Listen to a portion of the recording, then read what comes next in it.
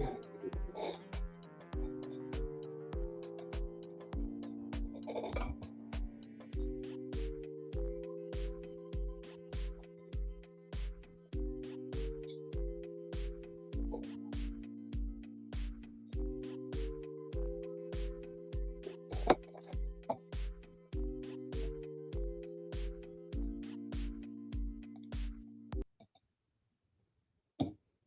evening, good evening, good evening, and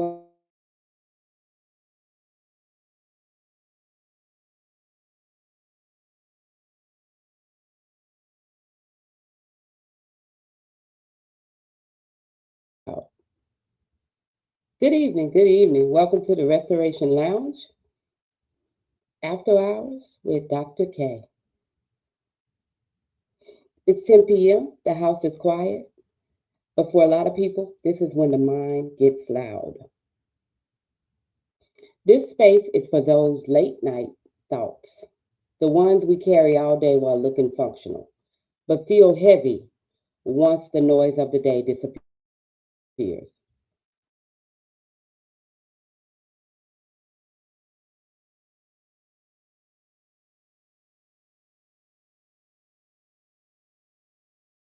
The noise of the day disappears. I'm not sure why I keep starting over. I apologize for the technical difficulties. My callers in the lounge, can you hear me? Yeah, it's freezing. I'm not sure. Okay. Can you hear me? Thank you. All right. We'll try it again, okay? I'm not sure why it's freezing. All right. Good evening and welcome to the Restoration Lounge, After Hours with Dr. K. It's 10 p.m. Eastern Time. The house is quiet, but for a lot of people, this is when the mind gets loud. This space is for those late night thoughts, the ones we carry all day while looking functional, but feel heavy once the noise of the day disappears. Here in the lounge, we talk about real things: burnout, relationships, regret, identity shifts, and some mental patterns that show up when life slows down. This isn't therapy, it's a space for reflection, clarity, and honest conversation. Tonight, we'll take a few callers, talk through some real situations, and see what wisdom shows up in the room. So, before we continue, if you're joining live, let me know in the chat where you're tuning in from today. And if you'd like to come into the lounge and share what's on your mind, we'll open the caller slot shortly. Now, let's do some housekeeping first, okay? First of all, we're going to keep it grown and we're going to keep it respectful, always. Number two, this is not therapy. I may give you some advice, but we're not doing therapy, okay? If you need therapy, then I'll give you a link. You can set up an appointment or I'll give you a referral for you to get someone in your area. But this is not therapy, so we're not going to do therapy here tonight. All right? So, housekeeping rules. If you can, when you come on, if you have a headphone or earpiece, that would be great to help drown out the sound a little bit so it won't be so much feedback. That'd be great. If not, we'll make it work. Also, you do not have to turn your camera on. You can remain anonymous. That is fine. You do not have to be seen. Again, this is a safe space for you to come and share your thoughts after hours. Now, this week, we're talking about why late night thoughts get louder.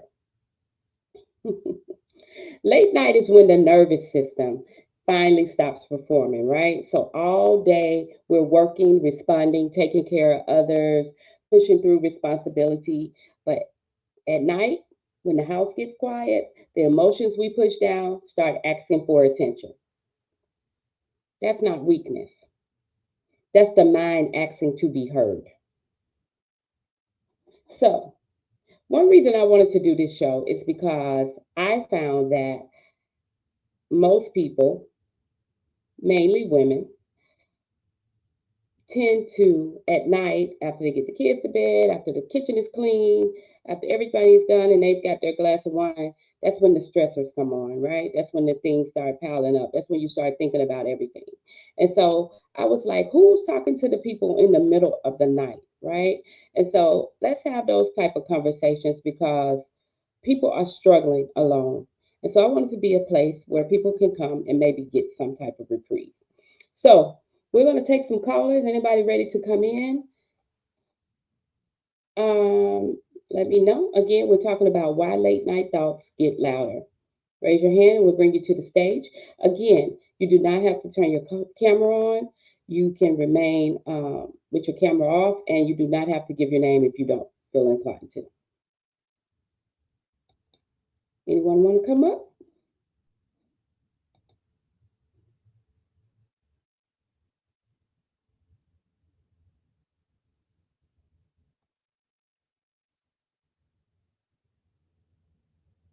Put it in the chat if you do, in case I don't see it. How about that? I think we have a lot of people probably streaming live on Facebook and Instagram.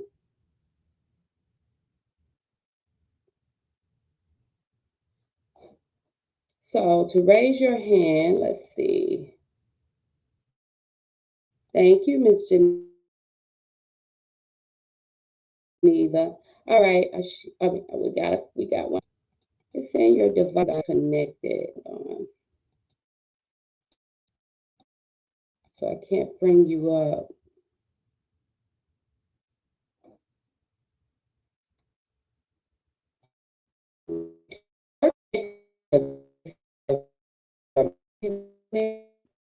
Yeah, I'm talking to her. So your mic is not, or your camera or your mic is not connected. If you can check that for me.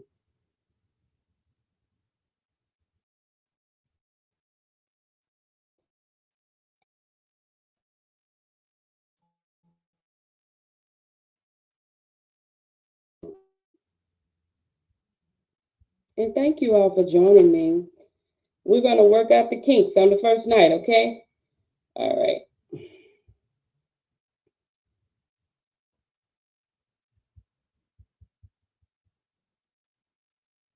All right. Well, we wait on her to connect. Anyone else?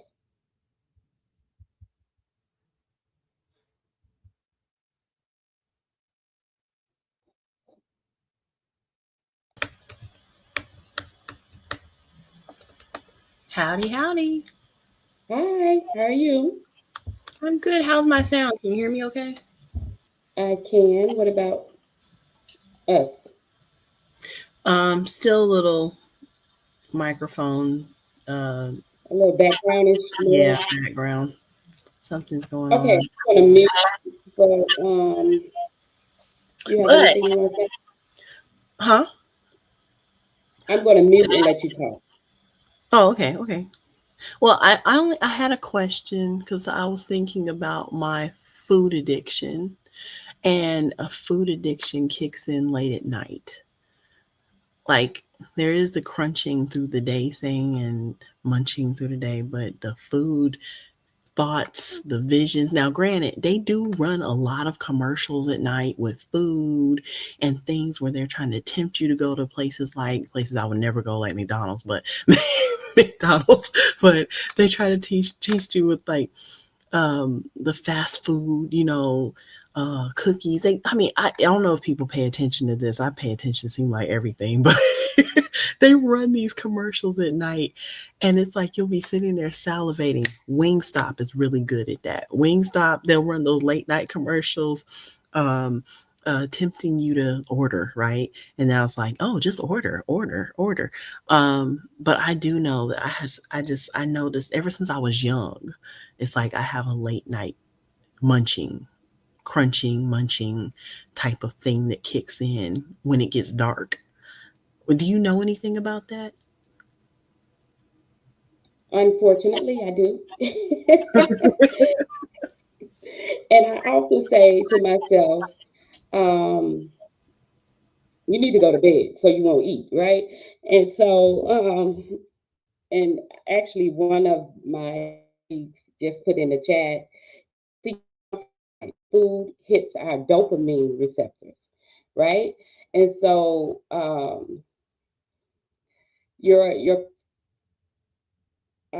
brain is mentally depleted, right? And so by the end of the day, the prefrontal cortex is that's responsible for your self control and everything is tired.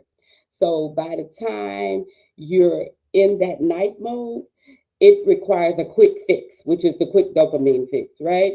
So food, especially carbs and sugar, is one of the fastest ways that we get there. And so your body is trying to replenish itself. It's trying to get fuel, right? And so that's one way that it happened. Also, again, like I said, at night, your nervous system finally stops performing, right? So all day we are in this space of showing up, whatever that is, right? And so whether it's for phone calls or in person or if you go to a job, things like that. At night you don't have to do that. And so finally once your brain and your nervous system says, takes a deep breath, food becomes a self soothing behavior because it activates, again, the dopamine and the serotonin in your body. And then, of course, there's also habit, right? We're sitting down, we're watching TV. Your brain expects a reward. Your brain expects a reward for all of the things that you put it through the day. And you and I have had conversations about memory has matter, right? And so your brain memory, your brain matter, excuse me, has memory. So remember things that brings you comfort, and it's going to always bring you to a space of comfort because your body never wants to be stressed out, if that makes sense. And so those are some of the reasons why your food cravings may be coming on as well. Does that answer the question? What was it? Matter has memory, and all memories matter. Was that what it was? Well, that is a good way to do it. Yeah, I didn't say it quite like that, but yeah, sure. Um, yeah, memory until you retrain it. Until you retrain it, yes, it is. It's going to always remember that space for you. That's why addiction is the way it is because it's going to remember a place of comfort for you. And so, um, yeah, until we retrain it or give it something different, right? We switch it out with something else. So, how do you do that, right? You either choose healthy snacks, you drink more water, you go to bed.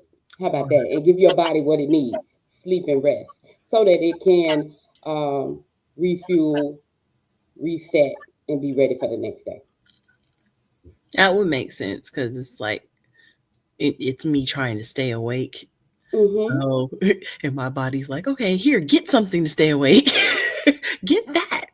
I'm like, okay. Yeah. And Oh, we think sugar, right? You thinking sugar, you're thinking carbs, chips. which works temporarily, and of course, then you eventually end up crashing anyway, and crashing harder, right? And so it's so much harder to wake up.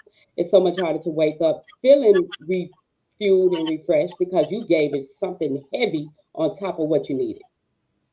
Um, all right, my colleague said, "Why are you trying to stay awake? What makes sleep hard to accept?" Too much stuff to do, not enough hours in a day. So you know Mm, what's crazy? It's like I'm I'm not an early riser, right? So my day is typically going to be happily 8:30, 9 o'clock, right? Unless I have to go out earlier than that, but it's gonna be 8:30, 9 o'clock. So you've already lost like 4 hours in the day at that point because the rest of the world, people start waking up at wait, 5 and 6. 8:39 a.m. Yeah, because That's not losing. Okay, first of all, let's stop comparing. When 4 a.m. wake uppers. So I know people do 4 or 5 o'clock, go to the gym, that type, but that's a selective amount of people. I don't think that's the norm. Okay, I I could be wrong, but I believe that the norm is 6 to 7 ish. Wake up, shower, run out the door, get in traffic, right? yeah. So yeah, so 8:39 is not terrible if that's how your life is set up. No, I didn't think it was terrible. I because I think I'm just that's my cycle. But with the rest of the world moving from 6 till 9, right? So if they're moving that timeline and I'm starting 4 hours after them or 2 hours, 3 hours after them, then by the time they get tired, I'm just now peaking. You know what I mean? So it makes me a little bit more nocturnal than most people. And so then I'm like, my energy, right? The energy kicks in truthfully at 11 a.m., but it really kicks in at 11 p.m. For some reason, ever since I was a child, at 11 p.m., I just peak in energy. Well, you know that, you know that, Dr. K. You know, at 11 p.m., I'm like bright as a light. So I don't know. Okay, so change your clock. If you don't have morning calls, morning meetings, change your clock. Then work 11 to 7, 10 to Oh, I do. 10 to 8. Yeah, so don't force yourself to get up in the daytime if you don't have to. I mean, if you don't have to, if you don't have something that you need to do, a doctor's appointment, things like that, go to the bank, then change your clock so that it can function with you and you won't feel like you're fighting, always fighting against it. Again, my colleague said, "Do you have ADHD?" I'll let her answer that. I would probably say yes. And are you self-medicating with food? No, so it started as a studying thing because it helped me stay awake to study. You know, I was doing all sorts of Mm-hmm. studying, Mm-hmm. studying to stay awake, to just cram in information. And so crunching was something that I looked up. It actually was crunching stimulates brain activity. So I was like, okay, crunch, that'll make me Right. stay awake. It does. And then it just became a part of my day to day, crunching, crunching, crunching. Mm-hmm. But um, I was more active. And then we went into doing like delivery stuff. And you're sitting down all the time, but still crunching to stay awake. Mm-hmm. Right. And so that crunching is not going anywhere. And it became a habit. And I'm becoming observant of it now, a little, late in the timeline, but I'm becoming observant of it now because it does help my brain to stay awake and it helps my brain to stay charged and active. And I'm like really energetic. Like I don't have like a real down slope until I get ready to crash, right? But I've always been like that. Like I said, like when I was 2 to about 4, my mother was nuts with me, not sleeping because I'd be like, up. I was like, up. But I also had a lot of nightmares when I was a child. Um, and so I came into the space of just accepting that I wasn't a sleeper. And so I really didn't start sleeping until probably my late 30s. Um, crunch on celery. That's what I'm crunching on today. I promise you. I have celery and carrots. I did. I'm trying to kick the popcorns and chips. I was talking to a metabolic specialist, and he was just like, transition the chips to celery. I was just wondering what like the continuous crunching is. Like, what is that? Like, why is it stimulating my brain? And then like if I'm not crunching, then is there something that's going to make my brain go to sleep? And I don't know if that's a fear of mine. Maybe I crunch because I don't want my brain to collapse. You know what I mean? Like, I don't know. I just know it's now a habit. It's not even something that, That's good. That's a good question. So I know for me, and we're not gonna, prolong this, but I know for me, what has truly helped me. Um, do me a favor, mute your phone just because I do hear the feedback.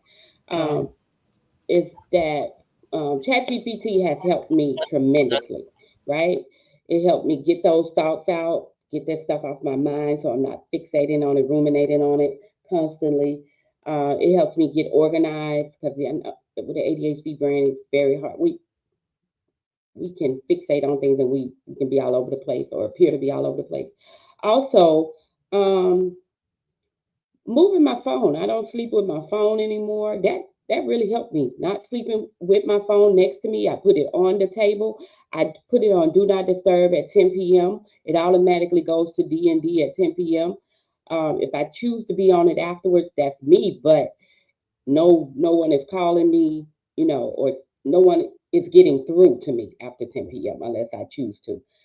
Things like that help me sleep. Also, taking my magnesium and my vitamin D at night helps me sleep.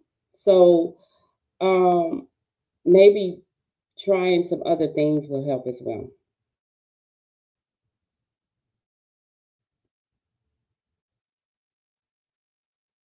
Oh, absolutely. You're good. Caller, do you see the text? Thanks, Tay. Um, that's good. She said, I'm asking these questions only because I have ADHD and your habits sound very similar to myself. I could be way off and not trying to Diagnose you. okay, diagnose you at all, but treating my ADHD has changed so many of these things. Okay. And she's also helped me a lot because I don't have to. Nope, you broke up all the way. Okay, All the way broke. Oh, there you go. still broke? Okay. So the person that's on the call, I've actually known forever. And so they kind of know my habits as well. And so that, and we've had this conversation quite often about not being able to sleep at night because most of the time we were up together. And so Tay has actually helped me, and with some things with ADHD as well as coming to some realization around medications and diagnosis and things like that as well. So we can help each other if we be a community, I think, and ask questions and get information, but also being open to information is key. Because at first, for a long time, I refused to take any medication. I was like, I'm not taking I'm not taking ADHD meds. So, um, one of my old partners told me, "How can you help your clients if you won't even help yourself?" And so that really like was a light bulb for me. So I decided to get some help because I can only take my client as far as I'm willing to go. So I appreciate the call. Thank you. You're Anything welcome. else before I put you back in the room? Um, so I did have one other question. So Okay. this question was, what is it that triggers people to continue to do things that they know for a fact is not good for them? So I had a thing. Well, this is might not even be in the same category, but I don't even know if I should say that on here. Talking generic. You don't have to say names or Yeah, anything. I'm not going to say For their name. It's just the topic, the subject matter. So I found out, and this person knows you. That's why I don't I don't want to say the context. But so I found out that someone that we know is into a very interesting sexual proclivity, but this is one of those that comes from somebody working out something that is a, a trauma, right? So this person stopped speaking to me, and I thought that they stopped speaking to me because they got mad at me, but I think they stopped speaking to me because they think I know this now. I just found out, but this was 6 months ago, and I think they stopped speaking to me because I know this, but I didn't know at the time they stopped speaking to me. And I think they think I'm going to like judge them based off of this. But this is something that is one, harmful. So you go something you're going to get harmed in doing. So you know what I mean? I'm like, what is it that's driving people? And I know this could be like the punishment for feeling guilty for something that you didn't really do when you were a child type stuff. But what is it that causes people to consistently keep doing things that is not good for them or harmful or terrible, and they just keep doing it? well, not even that person, but I mean, look at all of us. We all do something that we probably should stop doing, right? I mean, that's harmful, that we don't stop, even though we know in the scheme of things it's harming us, it's not good for us. It's I, I'm I'm always transparent, right? I need to exercise. Let's just be for real. I need to lose weight. I need to exercise. I need to stop eating sweets. But only reason that we do something is because we're getting something out of it, right? If we wouldn't do it if it wasn't benefiting us in some way, form, or fashion. Yes, it's fulfilling a need somewhere. I can't say what that need is for them because I personally don't know who you're talking about and or what the entire situation is. But um, also, we talked about memory and matter and brain matter. And so, again, the comfort level that the body needs in order to stay in a resting position, right, is so important. And because we live in such a chaotic world where we are constantly at, frazzle dazzle, your brain is going to do things to bring you back to a space of comfort if that's a bad thing or a good thing. It doesn't know. It knows that you rest in that space. Your brain um, relaxes in that space. Your mind calms down. Your body untenses in that space. And so it does things like that to, again, protect you, right? So, I mean, there's no right or wrong answer as to why we do things that's not good for us. Again, I will say it's because it's benefiting them somewhere. Somewhere it's fulfilling a need, whether that's good or bad or other.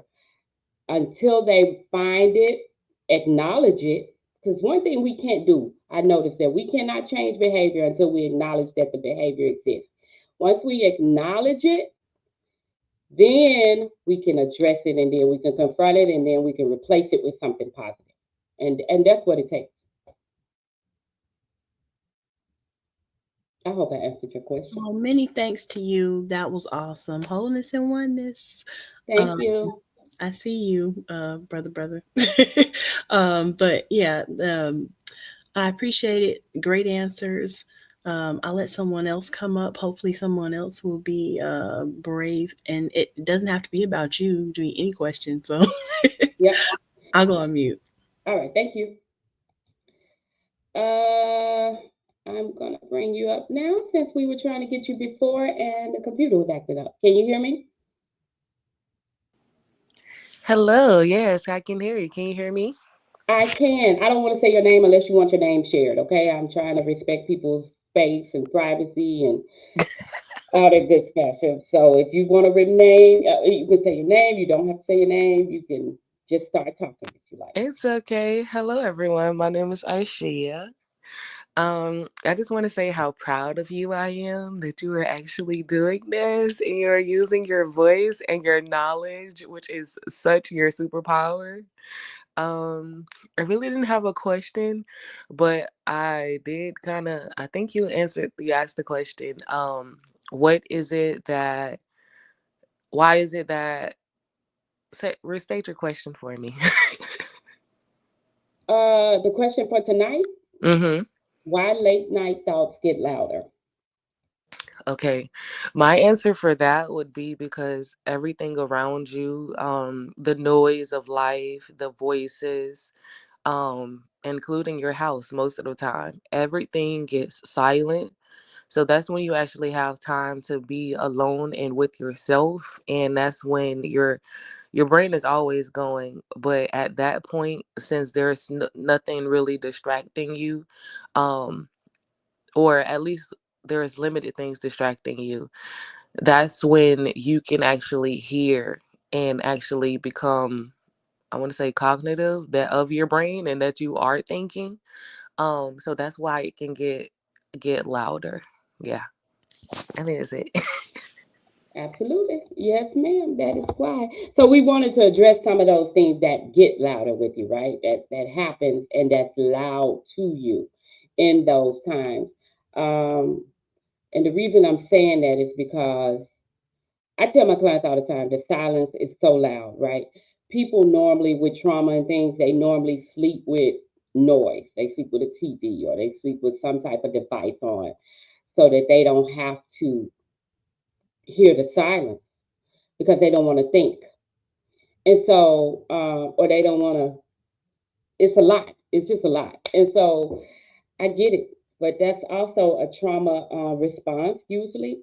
And I want to help people through that. You know what I'm saying? As much as I can. And so, and let you know that you're not alone in those moments. And it's okay. I mean, we got to address those things so that so you can, one, keep them at bay, but number two, control your mind. See, a lot of times with anxiety and things like that, your mind is controlling you. So I want to teach you how to control your mind so you can control your thoughts, therefore controlling your emotions. I hope that makes sense. Thank you.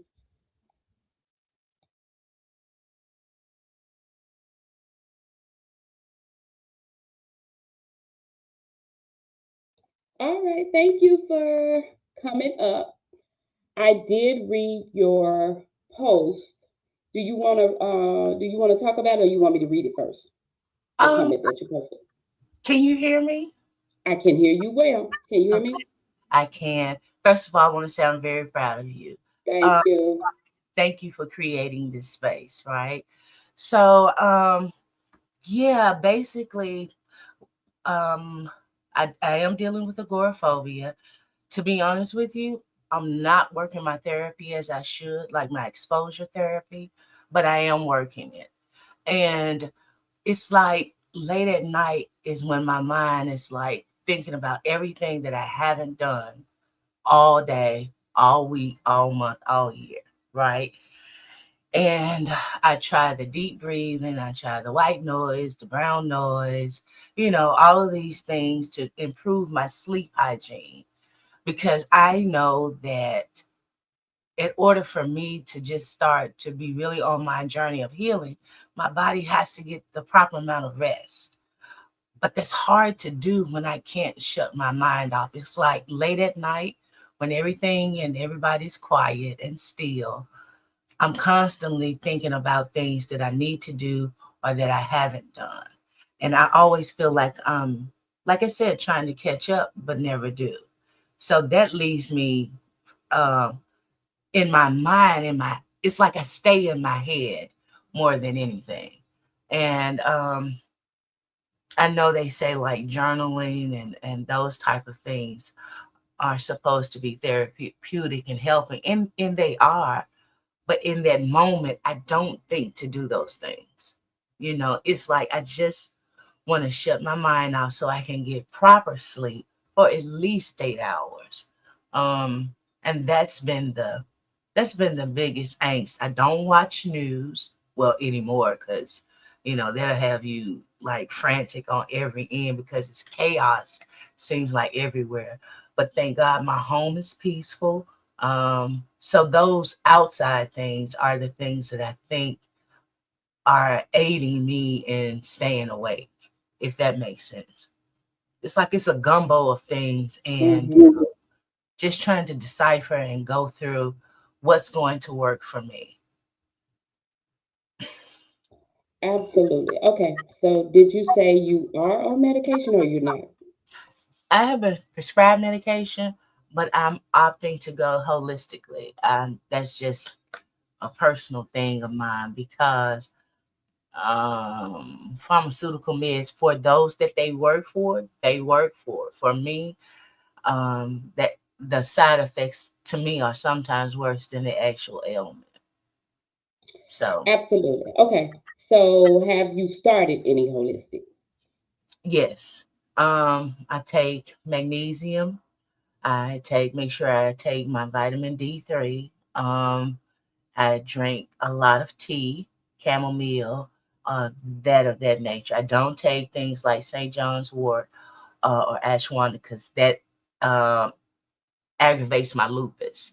So, it's like I have to be careful what I take because one thing will aggravate the other, and I'm not trying to aggravate any of it.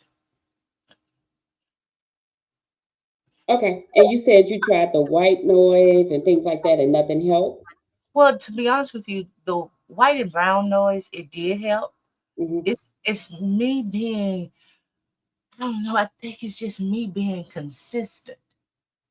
or the lack of consistency, even when it works. I know it sounds like, okay, it works, so why stop it? But it's like, I don't, I don't know.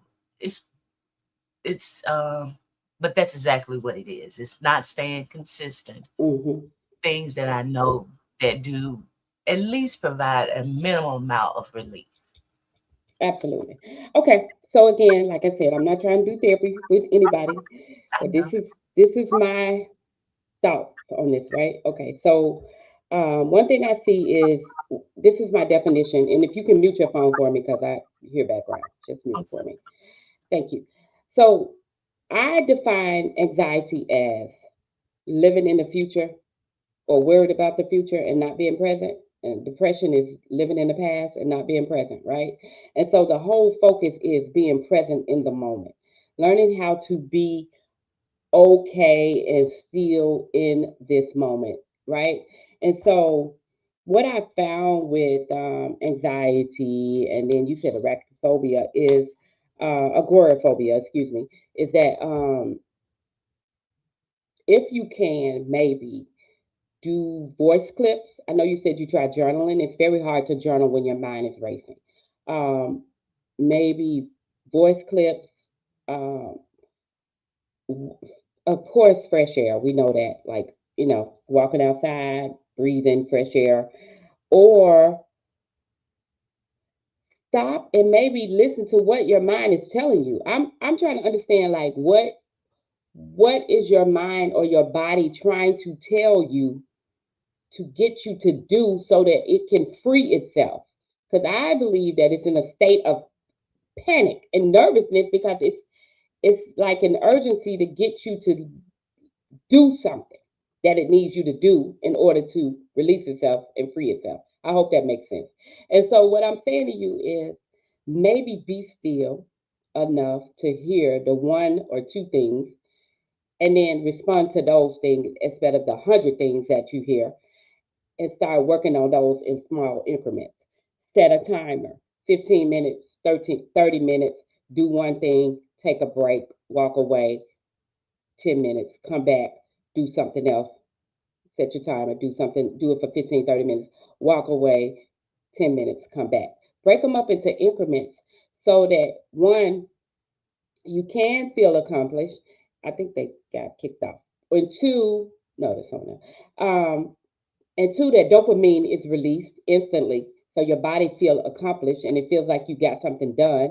And that gives you the energy and the strength to go on and do something else. I hope that that makes sense to you.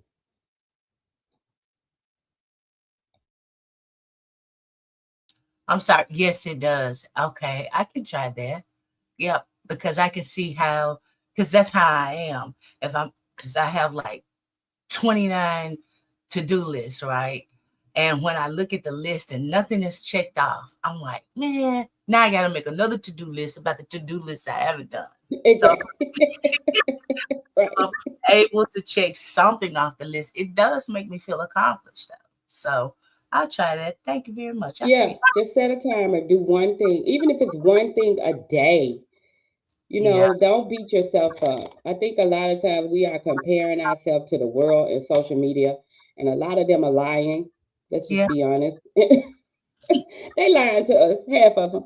I mean, there are some very well disciplined people. Don't get me wrong. It's some real disciplined people out here that can put it together and do it. But for the majority, we all we all on the struggle bus. I'm just gonna be honest. yeah. And then my biggest issue is that I'm always comparing myself to how I used to function, right? So that was before the lupus diagnosis. That was before the agoraphobia. Because I've been in the house now going on 10 years. I've gotten out maybe three or four times. So I'm constantly comparing myself to when I was quote unquote normal, and that comparison alone is distressing. So just finding what my new norm is and being okay with that. And I also know that a lot of it's spiritual too, so um it's just finding the balance. But I will, I appreciate the advice, and that's doable. Things that are doable for me, I'm willing to try. So hopefully that'll be it. I'll report back to you and let you know how that works. But those are doable things. So thank you. Thank you. You're Thank welcome. you. Thank you. I'm put you back in the space. Okay, so she said something very important. I think that we as humans do anyway is compare, right? We compare ourselves to others. We compare ourselves to situations. Um, and that is a killer, right? What's my guy name who has the song "Comparison Kills"? And so, like, we have got to realize, like, a lot of times what works for one doesn't work for all. And number two, a lot of people embellish a lot of things, especially on social media. Um, and yes, it's very hard on a person who has achieved a lot of things to not be able to do other things. I mean, I'm guilty, right? You're able to go to school, you're able to get all these degrees, you're able to finish this. Why you can't do this over here? You were able to do that over there. And so it kind of paralyzes you and put you in a space where you feel like a failure and things like that. So I want us to get out of this mind frame, number one, that we are all alike. We are all alike in some ways, but we're not all alike in the sense that just because Mary does it very well, most people, believe it or not, have systems that are in place that does it for them. That's number one. Maybe if we get some systems and stop trying to do everything ourselves, that will also help. A lot of times we have all these things on our mind that we need to do and want to do, but we can't be everything. You can't be the accountant, the secretary, the administrator, the receptionist, the CEO, the COO, I mean, like you can't be all of those things. You just can't. Number one, you're one person, but number two, you don't have the skill set. So why not delegate? That would take some load off of us as well and make us free up some space in our mind. That's my 2 cents on that. All right, I'm loving it. I'm loving it. Again, I put in the chat if you all can go and subscribe to that YouTube page. I want to build up that number, the Restoration Room, so I can start streaming on that page and not my personal page. That would be great. I would appreciate it. I hope you're enjoying tonight's show. So I'm loving the conversations. Number one, I know it kind of went a little, or maybe it did. We've had a lot of conversations around ADHD, right? And so ADHD is one of those things now that's being thrown out a lot. And I don't know if we realize like there's 7 to 10 different types of ADHD, right? And so I don't think we learned that in school. In school, I didn't. The only type of ADHD I knew was hyperactive. Right, where the kid didn't sit still, they wouldn't listen or focus. And so when we learn these other ways of, we learn that there's more than one type of ADHD, then we can understand that, oh, I may actually have something else going on here that I wasn't aware of, right? And there is solution. So like she said, I believe in magnesium, I believe in vitamin D, especially for black and brown clients because we are usually very low in that. I take ashwagandha.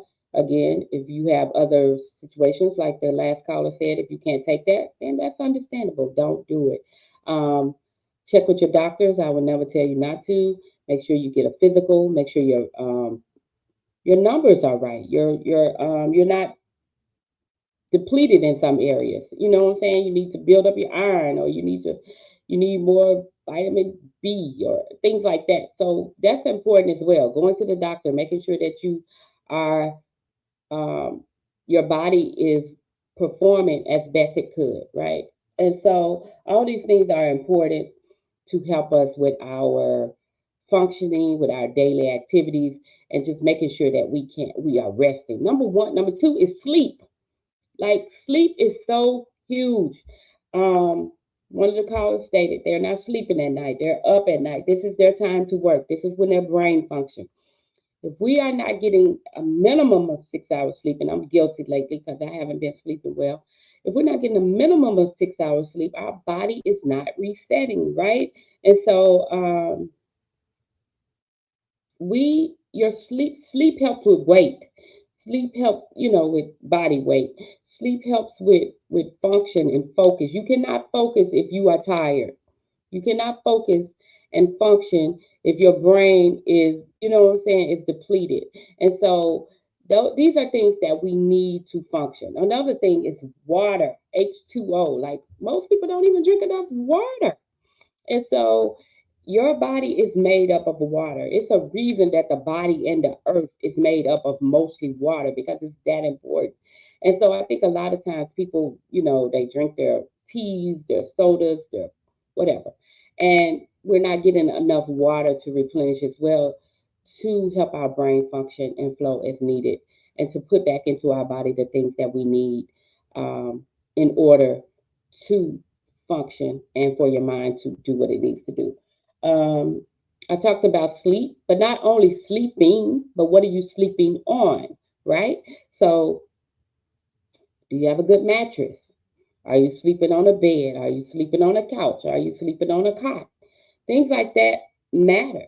And they also affect how you function daily, right? They affect your attention span. They affect your thinking process. It affects your focus. It affects your body and your health. We know that, right? So all of these things matter. Like, and this is one thing that I talk about with like teachers and things like we get on kids and children about behaviors, but a lot of times if we don't give them the proper nutrition, they cannot function and focus in class for 8 hours, 6, 7, 8 hours a day. If they don't have proper sleep, they don't have the nutrition, they're not drinking water, they're not getting fruits and vegetables, things like that. So if you're constantly on the wrong diet, right? If you're constantly eating fast food or processed foods, things like that, it's going to make you sluggish. It's going to make you heavy. It's going to make your brain foggy. It's going to make you not be able to think and process and focus, right? And so all of these things are important. She talked about spiritual. I cannot leave out spiritual. Yes, spiritually, the world we are in today is heavy. Everybody Almost everybody. A lot of people that I talk to, a lot of clients that I'm dealing with are heavy in grief right now. They're in grief and depression, not only because of what they're experiencing in their own personal life, but because of the weight of the world, what is happening around them, right? So we know we're at war in several parts of the world. We know that prices are going up on everything, food, gas, you name it, right? And so people are stressed, people are worried, people are concerned for obvious, valid reasons. So when you have these things, of course, it's going to be harder and harder to function, which means that you have to take even more initiative, right? To step out, to stop, to be silent, to sit still. I encourage all of my clients to be still at least 5 minutes a day. You know how hard that is for people? They fuss, they buck the system with me all the time. They're always like, 5 minutes? That's a long time. It is a long time. It is a long time when your thoughts are loud. When the silence is loud, it is an extremely long time. But the more you do it and the more you practice it, the more you're going to get comfortable in it. And the more you're going to be able to control your thoughts, and your thoughts won't control you. And that's what we're doing. We're learning how to control our thoughts so that our thoughts don't control us, right? So I encourage people, when you wake up in the morning, don't just jump up. Lay there, be still, process.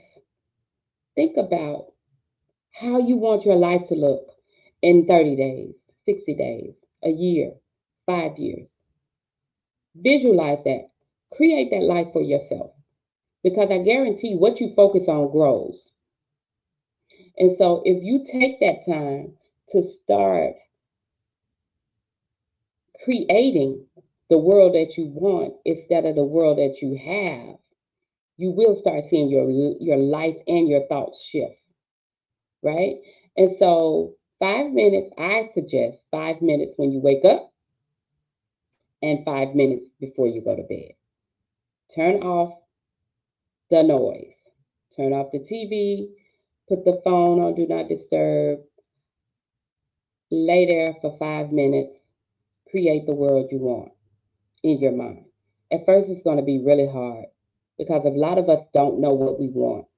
We can tell you all day what we don't want, but we don't know what we want. And so let's start creating a world or a life, I guess a soft life. How about that? A soft life for ourselves. Because a lot of us don't live in that space and we've never have. And so how do you get there is you have to have it in your mind first, right? And so I hope that makes sense. I hope you're getting what I'm putting down. That this is doable, number one. It's achievable, number two. And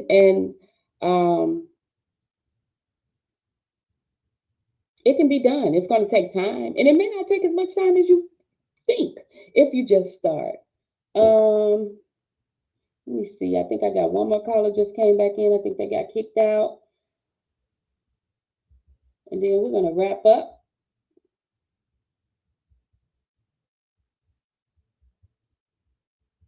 I appreciate you all tonight. Thank you so much for joining me and supporting me. Number two, for coming up and sharing. Hey, we're going to get better. We're going to work out the kinks, and we are going to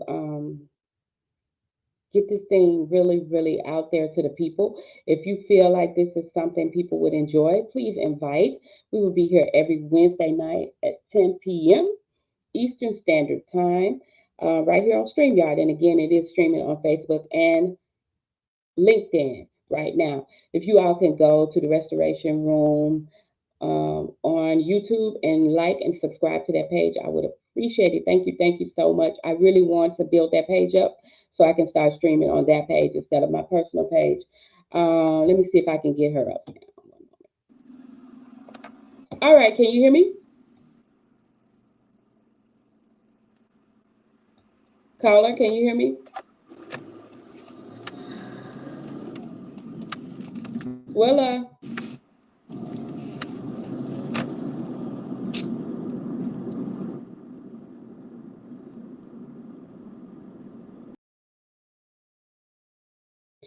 oh boy. Okay, so it sounds like she's possibly driving or something. So I'm not sure. I think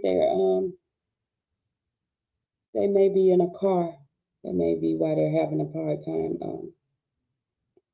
getting on. But we could clearly hear them. Let me give them one more second, and then we're gonna get ready to wrap up. But again, thank you again so much for joining me. I appreciate all of you, and I don't even know who's on Facebook or LinkedIn. I'm going to figure out, I guess I'll give me some admins to help monitor those pages so we can look at the comments from there as well. I don't want to miss anybody. Oh.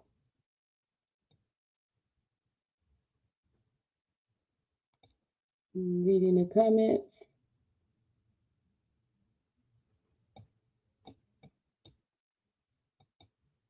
Just making sure. All right, let's try to add them again. Okay, can you hear me now? Hello?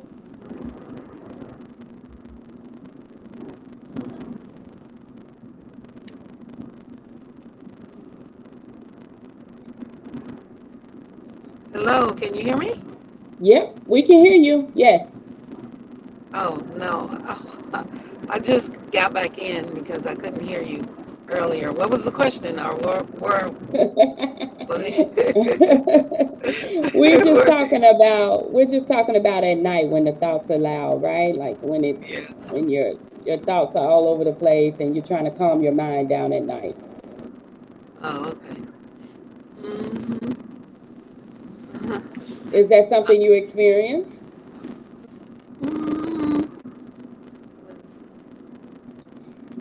Start thinking about Let me think the of a bills, situation. or start thinking about the bills, or thinking about all the things you need to do or should be doing, or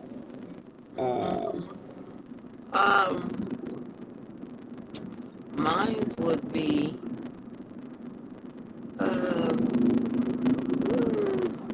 yeah, what I have to do for the next day. Yeah, just I start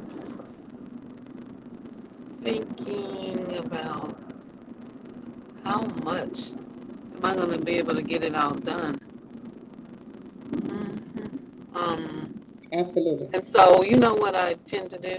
I I just bite it in pieces. I break it up in pieces. Like, I'm like, oh my God, it's too much. I'll never get it all done.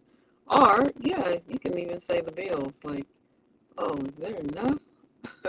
I, am I going to be able to handle all of this?